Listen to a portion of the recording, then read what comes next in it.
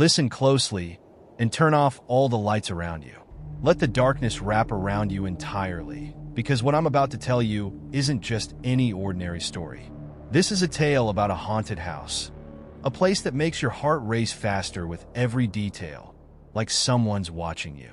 If you're faint-hearted, I'd suggest stopping here. But if you're ready, let's begin.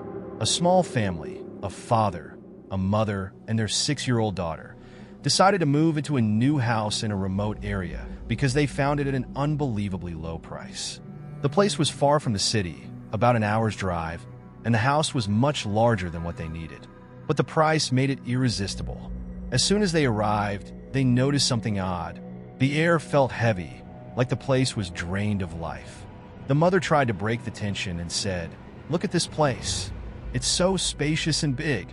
We'll make great memories here." The father chuckled and replied, "Great memories? I'm just thinking about how we're going to clean all of this." Meanwhile, the little girl ran through the rooms, screaming with excitement. But strangely, she stopped suddenly in front of one particular room. She didn't go inside. She just stood at the doorway and said, "This room is mine." The room was small, with slightly cracked walls and a strange smell, like the air hadn't moved in years. The mother said, "Are you sure? This room is tiny. We can give you a bigger one." But the girl insisted, as if something about the room called out to her. The first week passed uneventfully, or at least that's what they told themselves. But then the strange things began. Every night, the mother woke up to the sound of footsteps in the hallway. Heavy, deliberate footsteps like someone was wandering. The father brushed it off, saying, "It's just your imagination. The house is old. The floors creak." But the mother felt it was something more, something unnatural. As for the daughter, she became more withdrawn.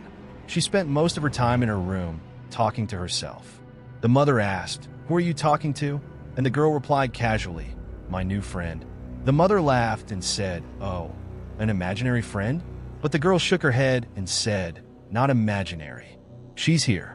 She sees us and hears us." That response left the mother speechless. One night, the mother had a strange dream. She saw a little girl with long hair, her face blurry but her eyes unmistakable, dark and lifeless. The girl stood at the bedroom door, calling her, "Come, come." The mother woke up in a panic and looked at the clock. It was 3 a.m. She tried to shake it off as just a nightmare, but when she got up, she noticed the door was open. She was sure she'd closed it before going to bed. The father started noticing odd things too. Items moved from their places without explanation. For example, the remote that was left on the table would be on the couch, or a cup in the kitchen would fall without reason. One evening, while they were watching TV, the volume suddenly spiked to an ear-splitting level. The father tried to lower it, but the remote wouldn't work. He had to turn the TV off manually. But the real terror began when the mother found a drawing on the wall of the daughter's room. It was a drawing of a little girl, the same one the mother had seen in her dream. She tried to scrub it off, but it wouldn't come off, as if it was etched into the wall. When she asked her daughter about it, the girl simply said, "She drew it." Things spiraled out of control. The sounds grew louder. Objects moved visibly in front of their eyes, and the daughter became aggressive. She screamed at her parents for no reason, saying, "She doesn't want you here."